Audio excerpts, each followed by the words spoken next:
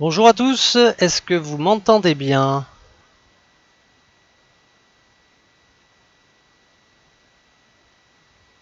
Super, oui, comme la braise, très bien. Alors, déjà bienvenue dans ce cours de vidéo. Alors je vois que déjà il y a beaucoup de messages sur le chat, notamment 6-2 qui regarde le live depuis le Sénégal. Donc c'est un live officiellement international. Salut 6-2, qu'est-ce qu'on en a? Beaucoup de bonjours.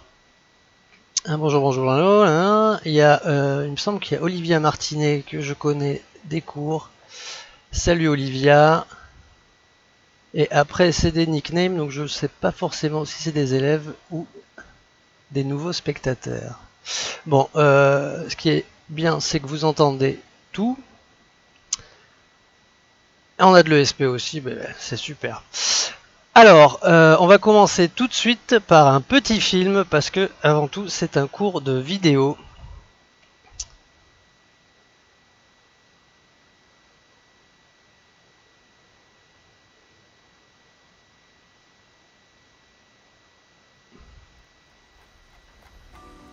Tu seras chez toi.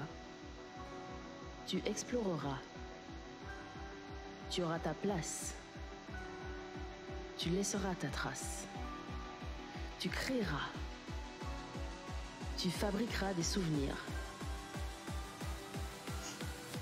Des souvenirs. Tu feras ta communauté. Tu sauras décider. Tu feras ton cinéma. Tu trouveras ta voix. Tu seras le compteur. On comptera sur toi. Tu seras le pilote. Tu joueras sans relâche. Tu joueras le premier rôle. Tu seras fier de ton chemin.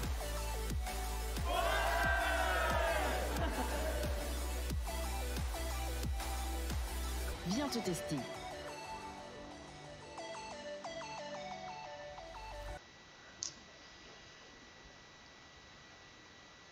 Et voilà, donc, belle vidéo, merci 6-2, t'es vraiment sympa. C'est une belle vidéo et surtout c'est une vidéo qui a été entièrement écrite, réalisée, montée, tournée, tout ce que vous voulez par les élèves de l'ESD ESP Bordeaux que j'ai pu accompagner. Ah, et il y a Camille Chéron aussi qui est arrivé. Salut Camille, que vous avez pu voir d'ailleurs dans le film qui est sur la scène de la place de la Bourse où elle a un joli parapluie. Donc, est-ce que déjà vous avez des remarques sur cette vidéo, des questions? Encore une fois, n'hésitez pas, c'est vraiment un moment, c'est pas simplement un cours, c'est un moment de partage, donc je suis à votre disposition. Merci Darius, c'était très beau.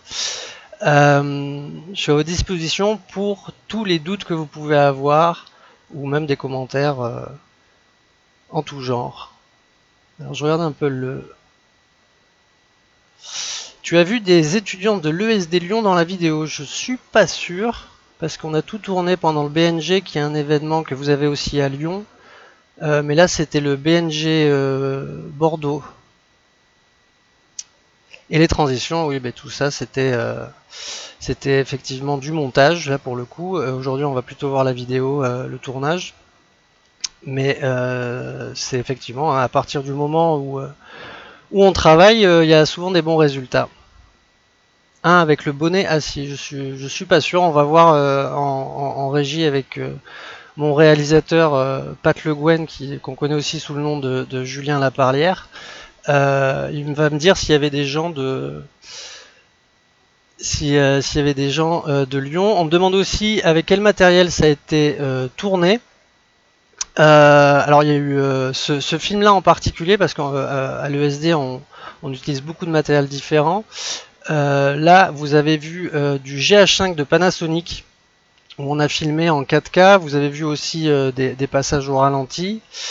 Il y avait en termes aussi de matériel, on avait des lumières bien sûr. On avait le plus important, un pied parce qu'il ne faut pas que l'image bouge. Et on avait aussi un travelling. Enfin, c'est pas un travelling classique, c'est ce qu'on appelle un slider où en fait c'est un espèce de travelling qu'on va mettre sur le pied pour pouvoir faire des mouvements latéraux ou avant-arrière. Et il y a aussi des plans qu'on a tournés avec une gimbal que vous pouvez connaître sous le nom de Ronin S, qui est de la marque DJI, aussi réputée pour les drones. Alors 6.2, elle me demande ce que c'est un travelling. Un travelling, dans un film ou dans n'importe quelle vidéo en général, un travelling, ça va être quand la caméra entière bouge, soit de gauche à droite, droite à gauche, soit en avant ou en arrière. C'est un effet que l'on fait au tournage et ça donne, c'est très stabilisé si vous voulez, donc ça donne un effet assez fluide à l'image. Chloé me demande, le bonnet assis c'est Elias? Oui, c'est Elias, notre chef post-producteur de l'ESP qui élève, hein, mais qui est très doué en After Effects et tous les logiciels de post-production. Et Camille nous confirme qu'il est bordelais, que c'est un produit régional, on en est fier. Donc ok, donc c'est clair pour toi le travelling 6.2, j'ai l'impression. On vient de mettre aussi, il n'y a pas de souci Will, on vient de mettre aussi en ligne un lien où on va voir tous les travaux qu'on peut faire à l'ESD. Car en fait ce qu'il faut savoir c'est qu'à l'ESD tous les ans, si je me trompe, toutes les classes font une vidéo. Merci Antoine Huot, je crois que tu aimes cette vidéo mais que tu es aussi un des réalisateurs de la vidéo, donc tu es en train de te jeter un peu des fleurs. D'accord. Donc oui, on fait des vidéos tous les ans. Pourquoi on fait des vidéos? Parce que dans le digital c'est primordial, c'est-à-dire que en fait, à l'ESD, c'est une formation qui va être professionnalisante et qui est très riche. Et ce qui permet, quand vous entrez dans la vie active, de rencontrer des professionnels peut-être pour vous embaucher. Et là, ils vont voir que non seulement vous y connaissez en code, en CMS, en CEO, mais aussi en vidéo. Donc c'est un véritable argument. Et vous verrez un peu plus tard pourquoi c'est un argument de s'y connaître en vidéo. Ça va intéresser forcément les recruteurs parce que peut-être que à l'intérieur de leur boîte ils ont besoin de quelqu'un qui fasse les vidéos, mais si c'est aussi d'autres entreprises qui font souvent appel à des prestataires audiovisuels, vous allez vous positionner comme un interlocuteur privilégié parce que parfois les entreprises elles n'ont pas la connaissance de ce qu'il faut mettre en place pour leur propre vidéo. Alors Nathalie nous dit super si on peut faire des vidéos et les montrer parce que j'ai fait un film pour le bac et ça m'a beaucoup plu de réaliser. Alors là tu vas être servi parce qu'entre les Bachelor 1 et Bachelor 3 je pense que tu vas au moins faire 3 vidéos et je te parle pas des cours qu'on a en plus et des exercices qu'on peut faire. Donc je te recommande vraiment d'aller sur la chaîne YouTube de l'ESD où il y a des exemples de courts-métrages, de faux documentaires, de publicité, c'est très riche ce qu'on fait et franchement je suis hyper fier des élèves à ce niveau là parce que pour l'instant ils ne m'ont jamais déçu et ils se sont révélés très créateurs. Alors Mélis Sataniste nous demande est-ce qu'un trépied peut être bon même à bas prix? Je compte m'en acheter un mais je ne sais pas si c'est utile de mettre le prix. Alors il faut prendre le problème à l'envers. Il faut savoir ce que tu vas mettre sur le trépied. Et tu trouveras le trépied idéal. C'est-à-dire que tout dépend du poids de un appareil photo. Ouais. Tu peux me dire quel appareil photo c'est par exemple? Parce qu'en fait, si tu tournes au smartphone, ça va être très simple. T'as pas besoin d'un gros pied, il va supporter le poids facilement. Ok, Nikon D5300. Donc là, t'es déjà t'es dans les caméras qui sont plus lourdes forcément que les smartphones, mais t'es pas aussi lourd qu'un smartphone, donc tu peux avoir un pied intermédiaire. Mais moi, je te conseille, si tu veux, tu pourras envoyer un peu plus tard des liens sur les pieds qui te font hésiter, les trépieds. Mais c'est jamais perdu un investissement dans un trépied parce que souvent ils sont faits en matériaux très solides. Tu vois, par exemple, celui que j'ai là depuis 5 ans, c'est un trépied Manfrotto et je l'utilise toujours. Donc c'est une dépense qui peut être un peu élevée au début, mais si tu la dilues sur les années d'utilisation, tu t'y retrouves. On a Muncho Menozza qui me demande quelles sont les bases de la vidéo sur smartphone, les applications les plus importantes. Alors, nous ce qu'on va voir aujourd'hui, c'est comment tourner avec un smartphone sans application, ou alors avec les applications intégrées sur iOS ou Android. Après, de manière professionnelle, l'application que je peux utiliser régulièrement pour le tournage, ça va être une application qui s'appelle Filmic Pro, qui de mémoire coûte 25 € et où tu peux vraiment aller plus loin dans la configuration de tes plans. Ah, alors là on vient de poster un sacré lien sur le chat de la part de l'école du digital. C'est un court-métrage qui a été réalisé il y a 2 ans maintenant par Thomas, Arthur, Charles-Élie et Yanis, qui ont carrément imaginé la vie fantasmée d'un faux producteur de rap. Donc si vous avez 10 minutes, je vous conseille d'aller le voir parce que je trouve ça véritablement brillant. Donc on va poursuivre un peu avec la présentation d'aujourd'hui. Pareil, n'hésitez pas à poser vos questions si vous en avez besoin. Donc la voix du samouraï, vidéo. Donc ça, on a commencé un peu à rentrer dans le sujet. C'est qui le monsieur? Le monsieur, c'est moi, Brice Blanc-L'Oeil. Je suis réalisateur principalement de pubs web, de clips, de courts-métrages et aussi de films corporate, parce que c'est clairement une partie du métier aujourd'hui. Et je suis intervenant à l'ESD-ESP Bordeaux depuis 2 ans maintenant, où on fait beaucoup d'ateliers vidéo et de la théorie également. J'interromps juste une seconde. Luna me disait vous utilisez les drones pour les vidéos. Alors tu sais Luna, les drones, moi j'en utilise personnellement pour mes projets de réalisateur. C'est très compliqué la législation en France parce que déjà il faut avoir un brevet de pilotage, sinon il est possible d'avoir une amende.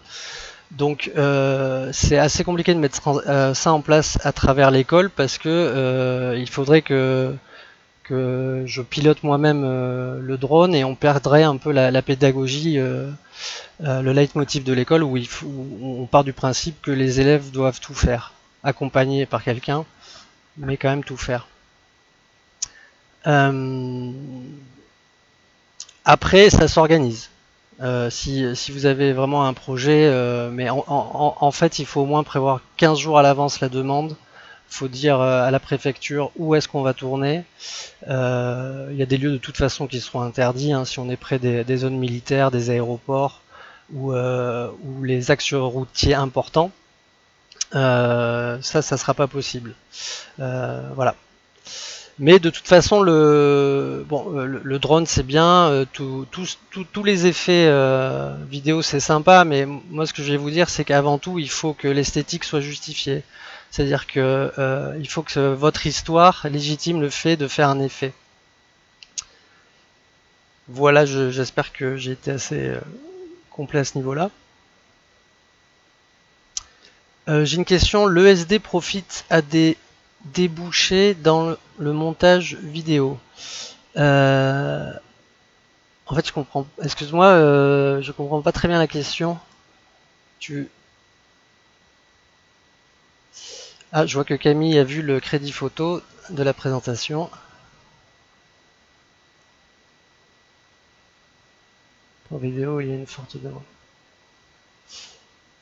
Oui, alors on verra un peu plus loin qu'en termes de débouchés, c'est extrêmement important et je vais vous expliquer rapidement pourquoi. Donc voilà, je finis ma présentation. Donc le crédit photo, c'est un peu une private joke parce que un de mes élèves, Michael Jean, dit que je ressemble à Steve Carell. Donc maintenant je préfère directement me présenter comme ça. Donc le déroulé du cours, bien sûr, avec vos interventions permanentes, il faut absolument. J'arrive, Chloé. J'arrive. Je veux absolument pouvoir vous aider n'importe quand. Donc pour les Dodo, pour la question du montage, c'est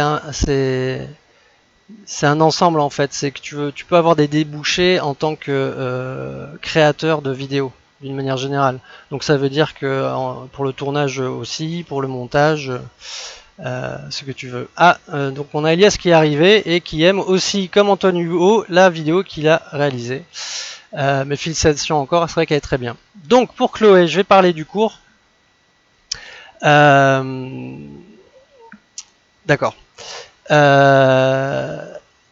va se passer en 3 phases. Donc on va déjà voir un peu ce qu'est la vidéo, ce que ça représente. Ensuite, on va passer à des notions élémentaires pour que vous puissiez commencer à raconter votre histoire. Et enfin, on va faire un peu de pratique. Comment on pourrait résumer l'audiovisuel? Donc l'audiovisuel, c'est la vidéo. C'est un langage, une manière de s'exprimer comme l'écriture, la peinture, le chant, avec les outils ayant pour nature l'image et le son. Donc si vous prenez le mot audiovisuel, vous voyez qu'il est composé de 2 mots, c'est-à-dire audio et visuel.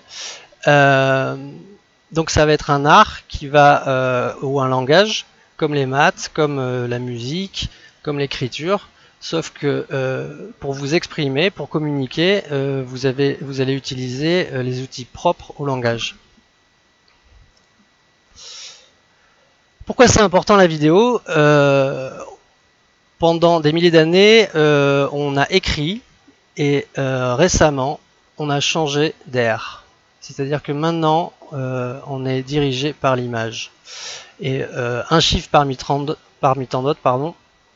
80% du trafic de données sur Internet est vidéo et beaucoup de choses se passent sur Internet en ce moment. Donc c'est pour répondre à la question plus haut. Effectivement, il y a des débouchés dans la vidéo. Pourquoi il y a des débouchés également? Parce qu'on est totalement submergé d'écran.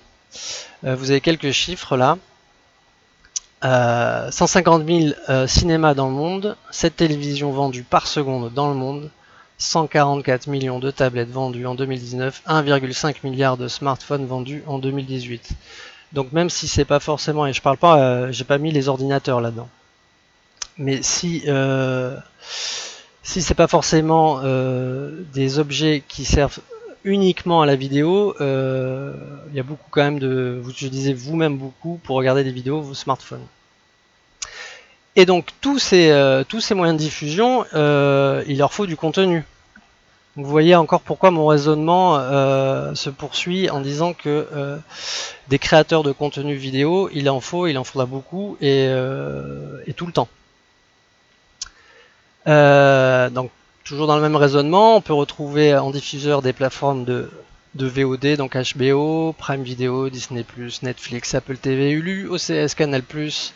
On a le monde du jeu vidéo qui utilise de la vidéo et vous verrez aussi, on le verra demain, ça que il se base aussi sur la même narration. Tous les sites internet qui veulent être bien référencés par Google, excusez-moi, il y a une coquille. Ça veut dire que si votre site n'a pas de vidéo, il va être rendu moins visible par les moteurs de recherche. Donc c'est pour ça qu'il y a énormément de sites j'ai énormément de clients en fait qui sont des sites et qui veulent juste une vidéo de présentation de leurs prestations. Enfin la musique, les clips vidéo par exemple, et le secteur événementiel, tout ce qui est donc des événements, les concerts, les meetings, les festivals, et ça à différents niveaux, c'est-à-dire que vous allez avoir une vidéo pour annoncer un événement, par exemple vous verrez une pub sur Instagram ou sur Facebook, vous allez avoir des vidéos, des captations, comme là on peut faire dans des meetings ou des conférences. Et vous pouvez aussi avoir des films après l'événement qui vont résumer l'événement. Donc on voit ça souvent pour les festivals ou aussi pour les meetings. Avant de passer à la suite, qui est pour moi ma partie préférée de la vidéo, je vais juste essayer de rattraper le chat. Donc on a Elias qui est arrivé. J'ai toute la classe des B3 là, j'ai l'impression. Ah, il y a Julinette aussi. Est-il possible d'enregistrer ce live? Voilà, donc l'école t'a répondu. 6-2.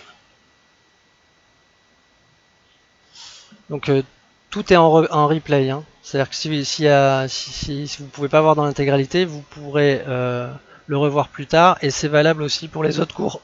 Par exemple, hier, on a eu le cours magistral de Mehdi. Vous pouvez déjà le revoir aujourd'hui. Alors, on va se rapprocher petit à petit de la pratique. Peu importe l'outil, l'important c'est de raconter une histoire. Donc j'en reviens encore à l'importance en fait de maîtriser le langage audiovisuel. C'est-à-dire que quoi qu'il arrive, avec ce que vous avez, vous pourrez raconter votre histoire si vous savez comment, si vous connaissez l'équivalent des mots et que vous pouvez construire des phrases audiovisuelles si vous voulez. Donc faut vraiment, si vous avez cette envie-là, si vous avez envie de raconter une histoire, faut vraiment pas se brider parce que vous n'avez pas une caméra hollywoodienne derrière vous. Moi tous les jours je vois des choses fascinantes, que ça soit à l'école ou en dehors, sur des jeunes qui avec les moyens qu'ils ont eus, on raconte des histoires sublimes. Donc vraiment le cœur de tout ça, ça va être l'histoire, votre propos, votre sujet. Avant de continuer sur les notions élémentaires, je vais vous mettre une petite vidéo, un peu pour vous montrer l'ambiance des tournages.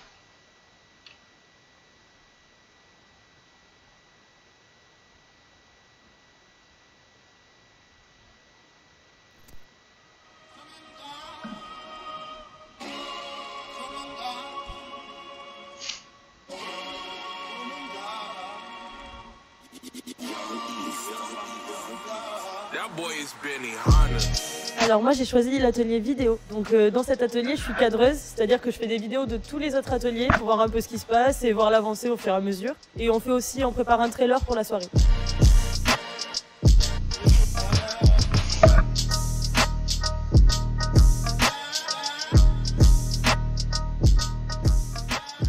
Alors mon rôle, c'est de faire en sorte que tout se passe bien, premièrement, et au niveau global de l'atelier, notre rôle c'est de répondre aux demandes du pôle com, qui nous fait des demandes de contenu, que ce soit pour les réseaux sociaux ou des projets plus gros pour avant et après l'événement, comme un making-of, des teasers et un after-movie. Et du coup, voilà, on s'occupe de tout ça. Moi en particulier, je travaille sur les effets spéciaux du teaser actuellement, et donc on a une équipe de 5-6 monteurs qui bossent à fond. Donc ça, pour information, c'est un making-of du BNG, c'est-à-dire l'événement que l'école fait tous les ans.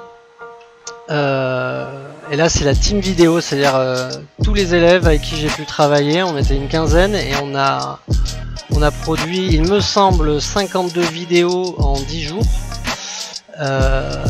Et c'était très varié. On avait donc du teaser comme vous avez vu au début du cours, on avait du reportage, on avait des interviews combinées. Ils se sont vraiment bien débrouillés et je pense que c'est un très bon moyen pour se former dans une activité en très peu de jours. Parce que ça c'est l'atelier vidéo, mais il y a beaucoup d'autres ateliers comme le code avec Thomas ou le game mapping, j'ai perdu le nom, le vidéo mapping aussi avec Julien. Alors on en revient à la presse, au cours. Les notions élémentaires de la vidéo, pour être bien, pour partir vraiment du bon pied, elles sont 5, enfin on va en voir 5 et elles sont très importantes. Et la première c'est la Oui, en 10 jours. Euh, c'est la persistance rétinienne.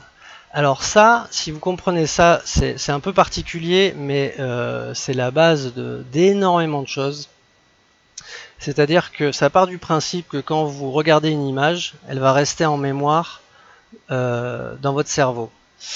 Et quand ils ont créé le cinématographe, ils se sont dit ah mais on peut peut-être aller un peu loin que la photo, c'est-à-dire qu'on va, si on met plusieurs images qui se suivent avec un mouvement différent, eh bien, le cerveau il va croire que il n'y a pas de coupure. Et c'est pour ça aussi que la base du cinéma c'est la photo. Et à ce sujet-là, je vous recommande également d'assister au cours de Julien Dumas de photo parce que on a les mêmes bases en fait. Sauf que nous, on va faire défiler des photos très vite pour que le cerveau croie à un mouvement. Alors que Julien, lui, ça va être l'instant prégnant, c'est-à-dire il va momifier le présent. Et la persistance rétinienne, donc c'est la base du cinéma, mais ça va être aussi la base d'autres arts comme le dessin animé par exemple. C'est-à-dire que c'est exactement le même principe. On va faire des dessins qui sont un peu différents et on va les faire passer extrêmement rapidement pour qu'au final on croit qu'il y a un mouvement. Et à ce sujet-là, je vais juste vérifier le chat, mais je vais vous montrer un exemple où vous pouvez aussi le faire chez vous.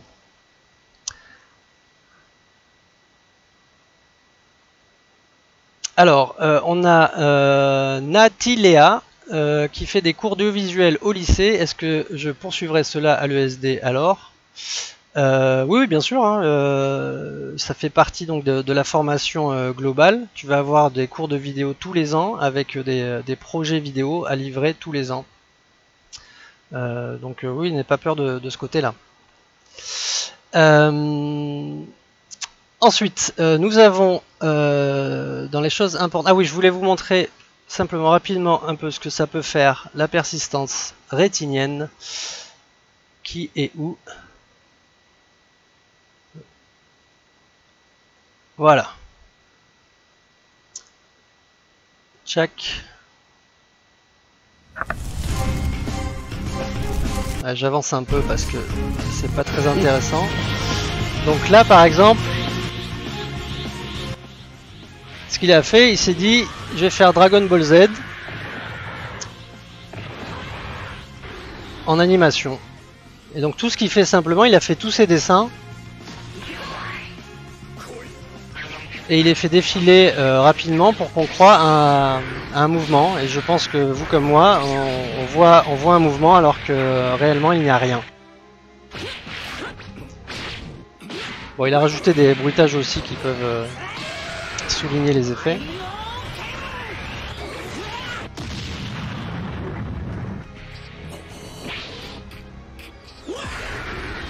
Donc voilà, ça conforte aussi l'idée qu'avec ce que vous avez, vous pouvez raconter n'importe quelle histoire. Donc, on enchaîne. Des conseils clés. Béné me demande si j'ai des conseils clés pour un tournage. Est-ce que tu peux préciser ta question, s'il te plaît, et je reviens vers toi parce que là je suis déjà en train en fait de te donner les bases qui pourraient t'aider pour le tournage. La résolution, ça va être un peu à quel point votre image est détaillée. C'est-à-dire que plus vous avez de pixels dans votre image, plus elle sera détaillée. La résolution actuelle standard, c'est du 1920 pixels sur 1080 pixels. Ça veut dire que quand vous avez votre image, il y a 1920 pixels de long sur 1080 pixels de large.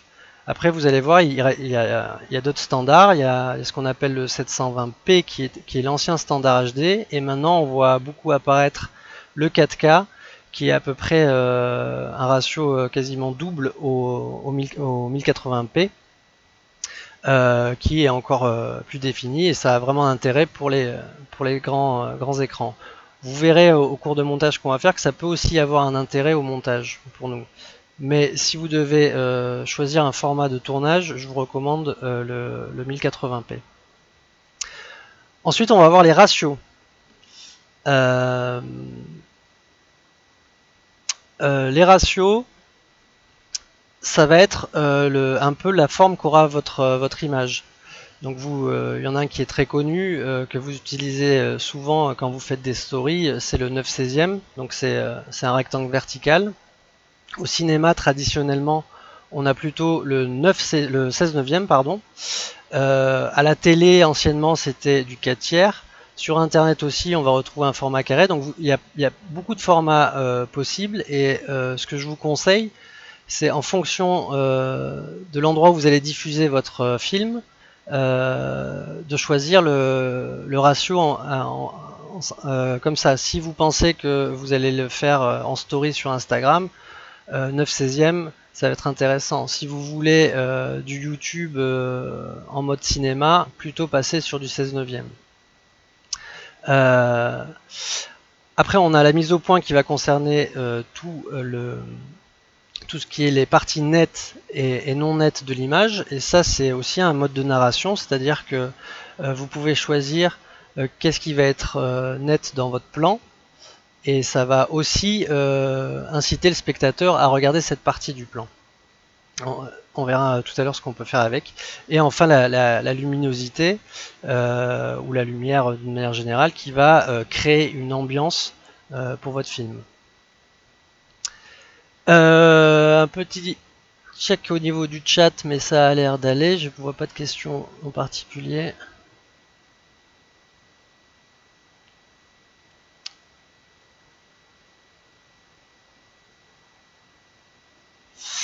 Ok. Alors, un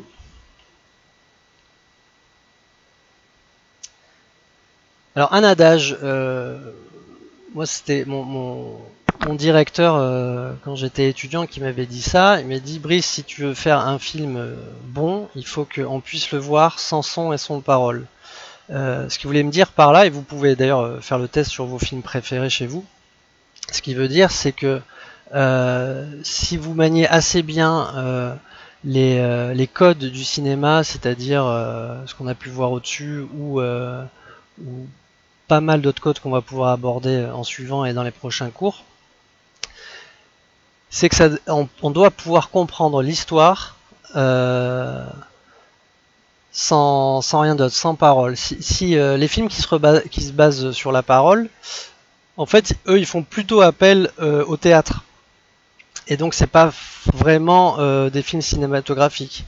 Par contre, les réalisateurs qui maîtrisent le montage et le tournage, les valeurs de plan, la lumière, et qu'on arrive à tout comprendre sans parole, là, on est dans le cinéma.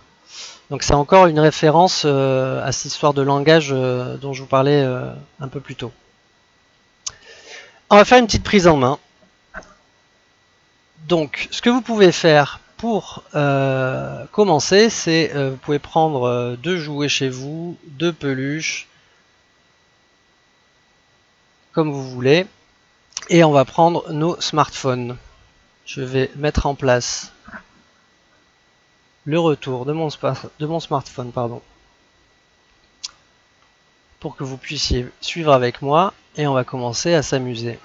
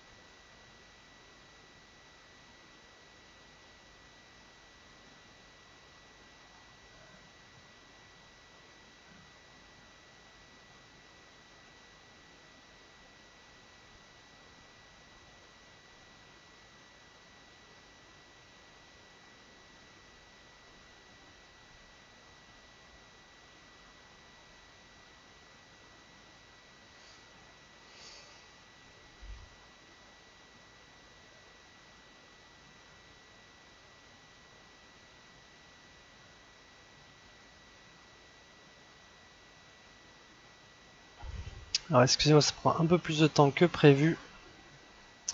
En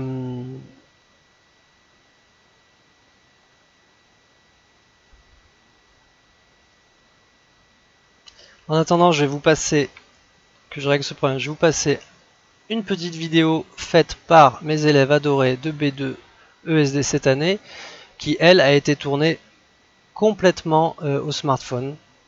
Ils ont fait ça en 5 jours, et quand je dis 5 jours, ça comprend l'écriture, le tournage et le montage, donc ils n'ont pas chômé. C'est une vidéo réalisée par Hugo, Laura et Lucie, donc des B2 de l'ESD Bordeaux.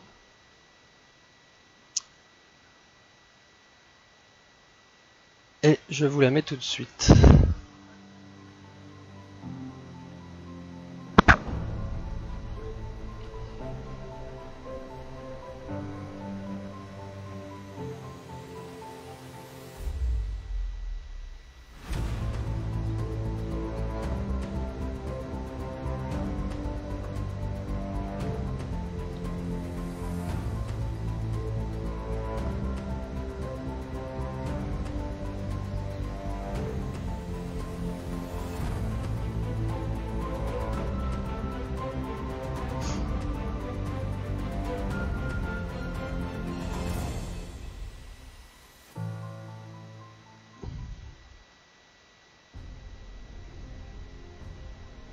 Ah, ça c'est pas tout de suite. J'ai passé le téléphone à la régie. Ah ben non, ça marche. Donc là, normalement, vous voyez le retour de mon téléphone si je veux bien mettre la bonne transition. Voilà.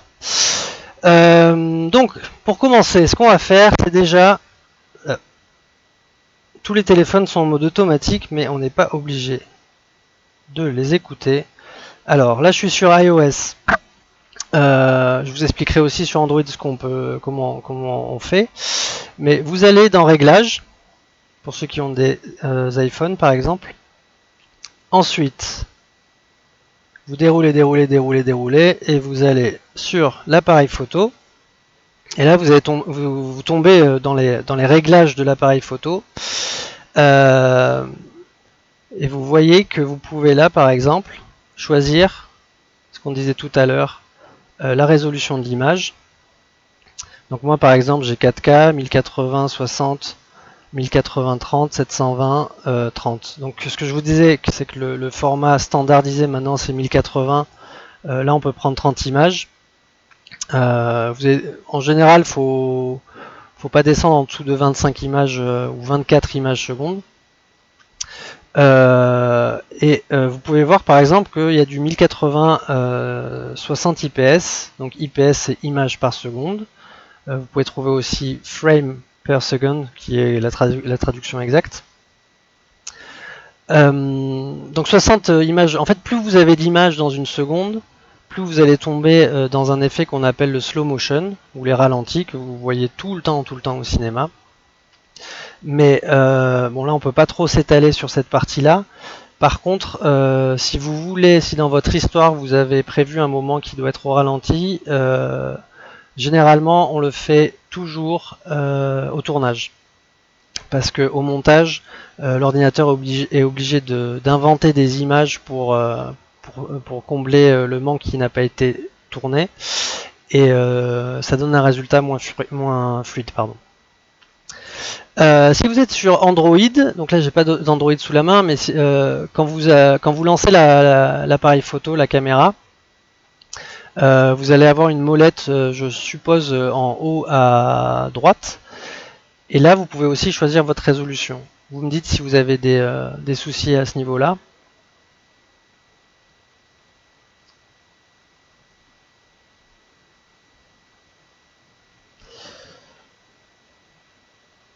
Donc si c'est bon pour vous, on va aussi actionner sur les réglages de l'appareil photo le mode grille.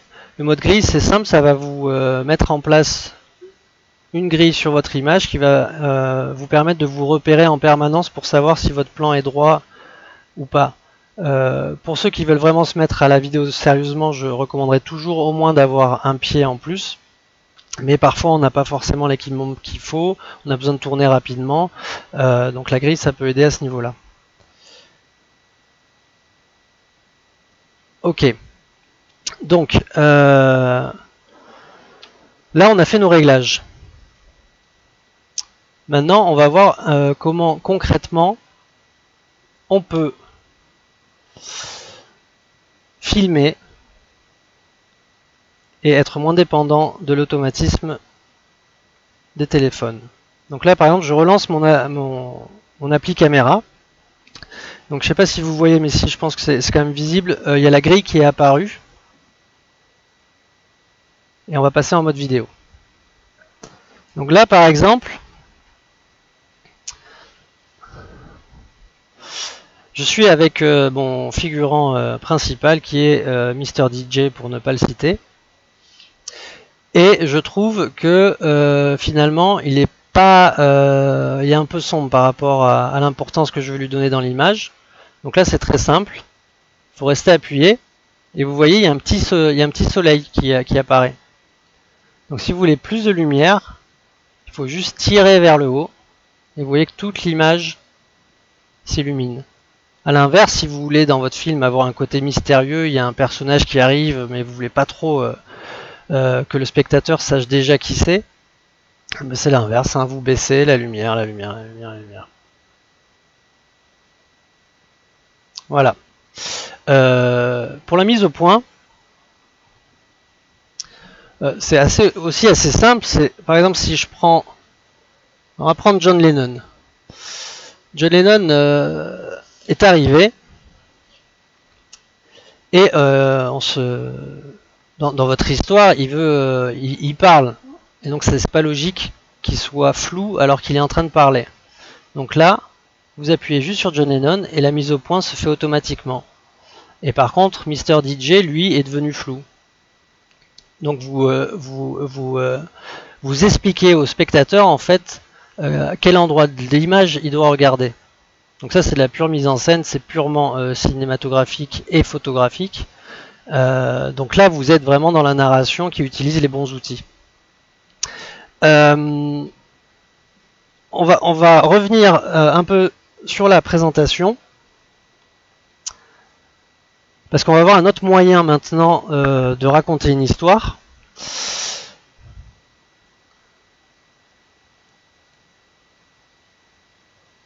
Hop.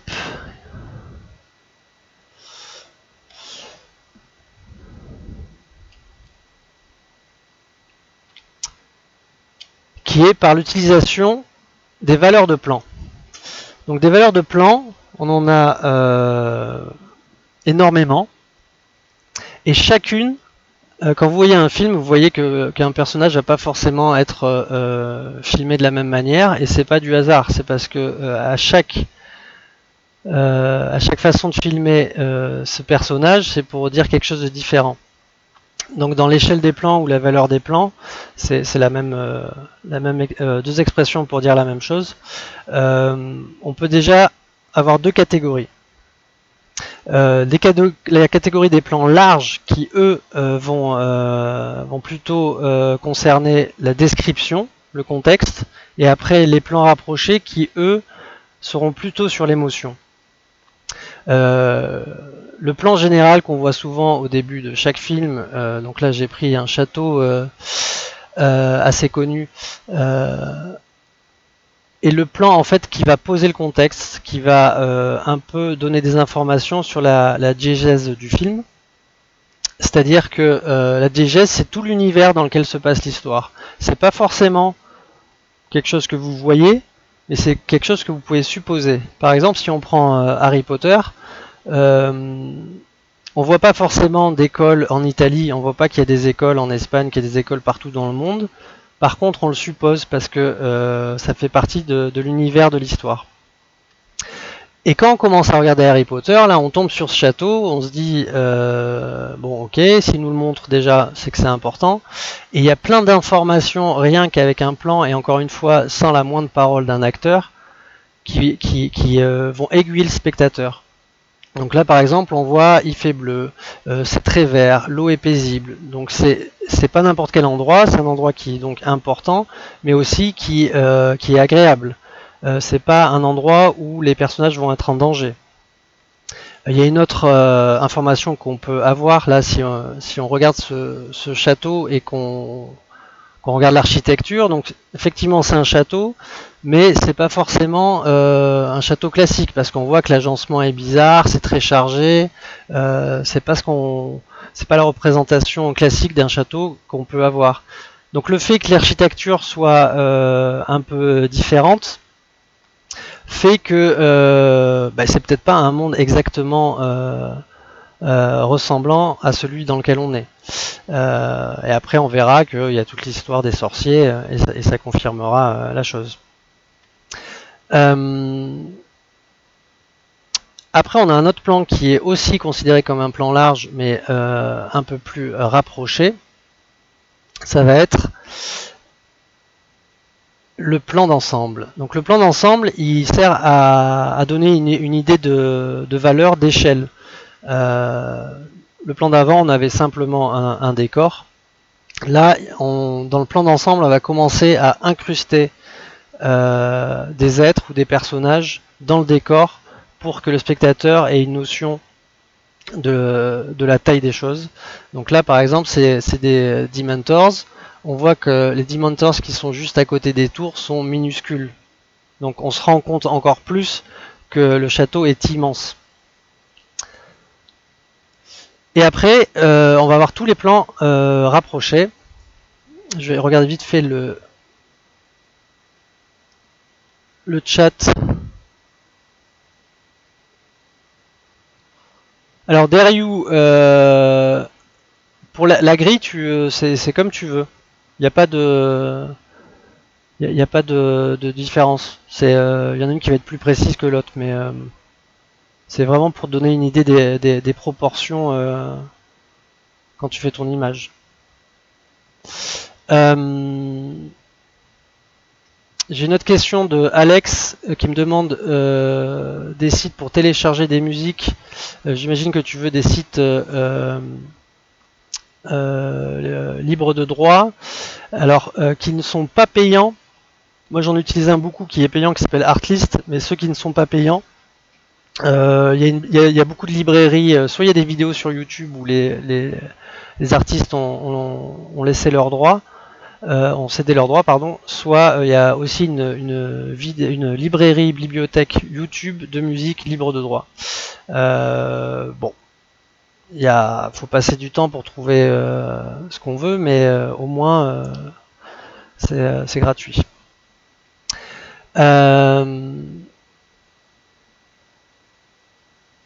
Voilà.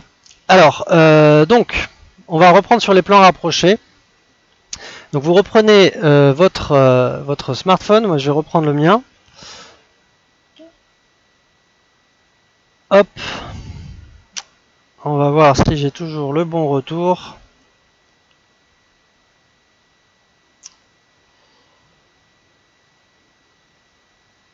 Tchac. Donc là, je vais me mettre en 16/9.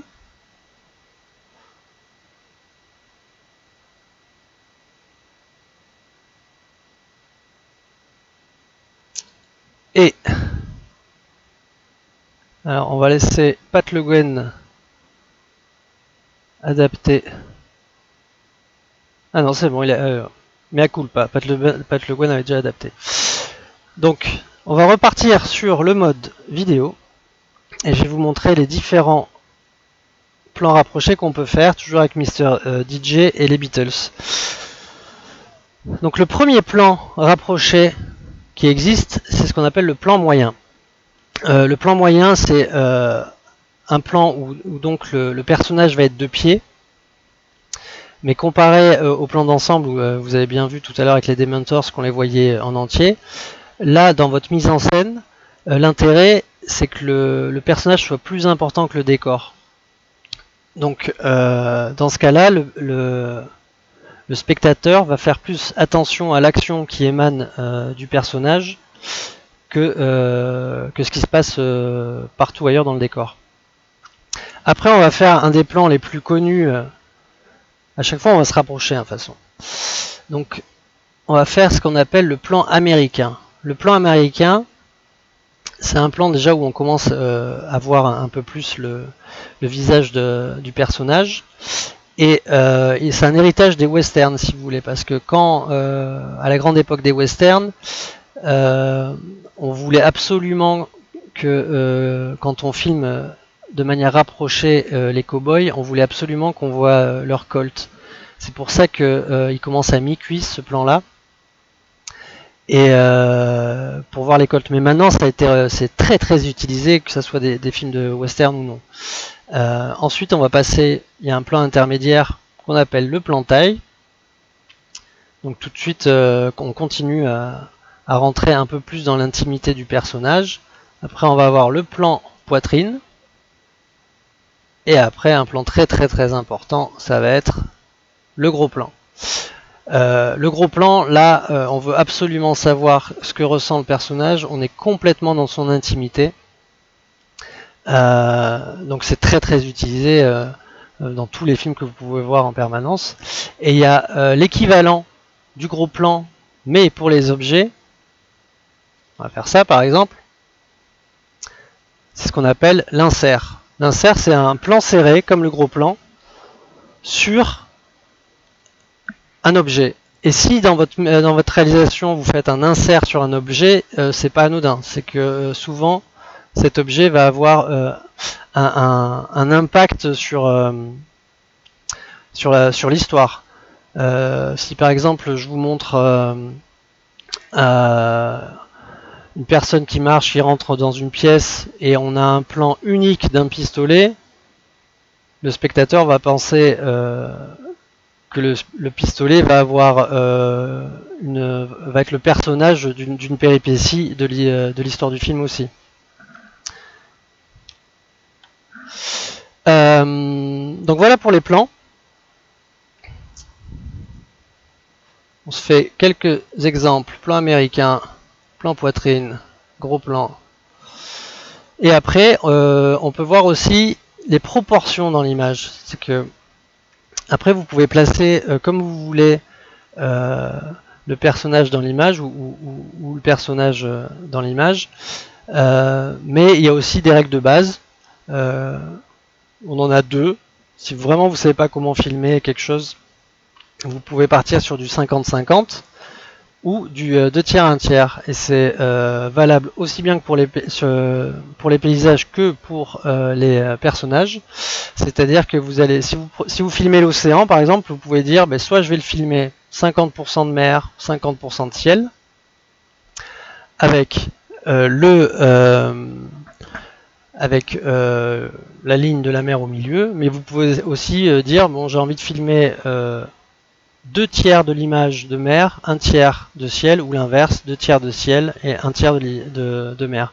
Et ça, c'est si vraiment vous savez pas par où partir dans la composition d'un plan, vous pouvez vraiment vous reposer là-dessus. Et c'est aussi pour ça que j'en reviens à la grille de tout à l'heure qui est utile, parce que c'est divisé par tiers. On va regarder un peu le chat parce qu'on arrive au bout de cette première leçon.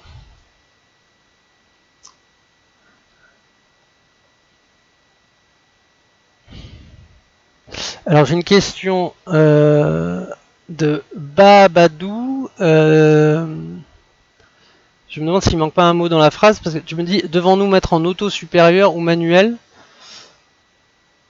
Est-ce que tu peux préciser de quelle partie tu parles?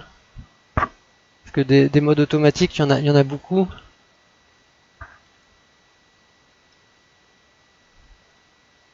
Ah, je viens de voir la blague de Julien Kelvin qui est excellente.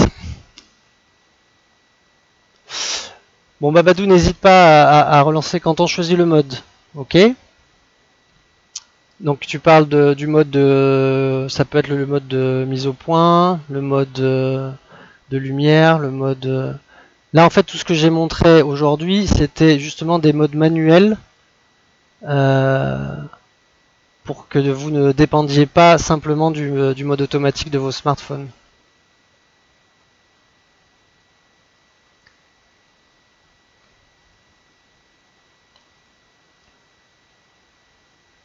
Ok. Je suis désolé Babadou, là je comprends pas bien.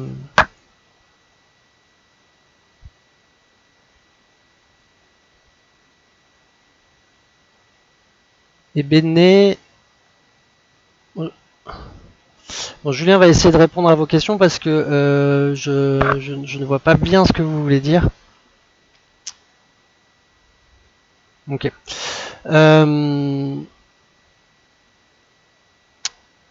Une autre règle très très importante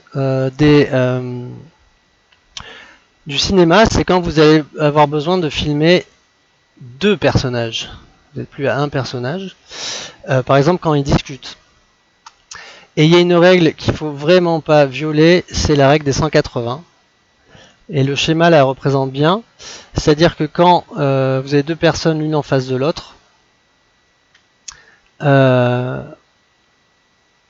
vous imaginez une ligne imaginaire entre ces deux personnes. Et ça veut dire par exemple, si la personne rose, vous la filmez du côté vert, le contre-champ, c'est-à-dire le champ qui a filmé la personne bleue, ne peut pas être dans la partie rose, il faut absolument qu'il reste dans la partie verte. Et ça c'est hyper important, en général c'est en faisant que, et en se trompant, qu'on se rend compte que ça marche pas au montage, parce que c'est comme ça qu'on va avoir le raccord regard. Si vous voulez peut-être un peu short pour une nouvelle vidéo, mais vous pouvez essayer chez vous en imaginant un dialogue entre deux de vos jouets comme on a fait. Et encore une fois, c'est en forgeant qu'on devient forgeron, donc si vous vous trompez, au moins vous verrez que il fallait respecter la règle des 180 degrés. Et la prochaine fois, on s'en souvient. Hein. En général, on s'en souvient. Alors ça c'est dommage parce que je sais pas trop si je vais avoir le temps de le passer. Je voulais vous montrer quelque chose aussi de très intéressant que vous pouvez faire parce que les smartphones ont un stabilisateur assez efficace. C'est ce qu'on appelle le plan séquence. C'est que toute une scène va être jouée en entier. Pardon, sans coupe.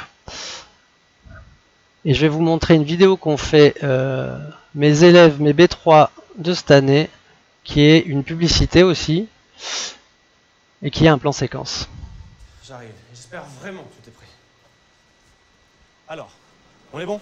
En fait, elle n'est pas tout à fait prête. On n'arrive pas très bien à la mettre en valeur parce que je crois qu'elle n'est pas très...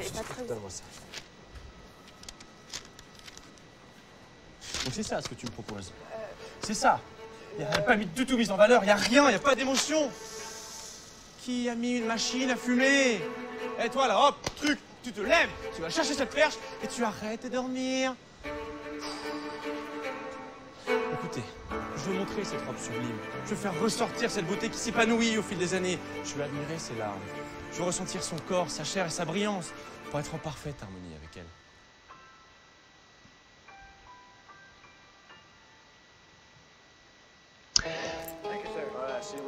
elle. Hop, alors... Donc voilà, ça c'est un autre plan séquence d'un autre réalisateur qui s'appelle Martin Scorsese. Ce que vous venez de voir, c'est une publicité que les B3 de cette année ont tourné. Ils ont tout écrit, ils ont tout réalisé, ils ont même joué dans leur publicité et ils ont tout tourné dans, ce qu'on vous a peut-être pas dit encore, dans le studio photo de l'école qui est à disposition des élèves et dont on se sert absolument quasiment tout le temps. On y a fait un plan séquence, mais un autre groupe y a fait une incrustation en fond vert, toujours dans cette idée d'apprentissage et d'aller explorer à chaque fois tous les domaines de la vidéo. Donc là on arrive à la fin, je suis un peu short et je veux pas faire attendre mon ami Mehdi. Donc demain on poursuit la vidéo et le montage. Je vais vous mettre tout de suite l'emploi du temps. Donc vous me retrouverez à la même heure demain. On va découvrir un peu plus le processus de travail et des exemples de vidéos et de making-of pour un peu que vous ayez aussi une idée de ce qui est possible de faire. Et avant moi, il y aura Thomas qui va vous faire du code en plus en relation avec les vidéos parce que ça aura attrait à Netflix. Et tout de suite maintenant, vous avez le fabuleux Mehdi qui va vous faire du marketing digital et j'espère que ça sera du même niveau que hier soir parce que c'était absolument génial. Je tiens à vous dire aussi rapidement que à la fin de ces 3 cours, il y aura aussi des cours où vous pouvez vous inscrire qui seront un peu plus avancés et l'école va mettre les liens à disposition sur le chat. Donc vous allez par exemple sur écoledudigital.com/cours privé et vous pourrez vous inscrire autant que vous voulez, aussi nombreux que vous voulez et à la quantité que vous voulez à tous les cours de vidéo. Voilà, merci beaucoup pour m'avoir écouté et je vous retrouve à demain bientôt.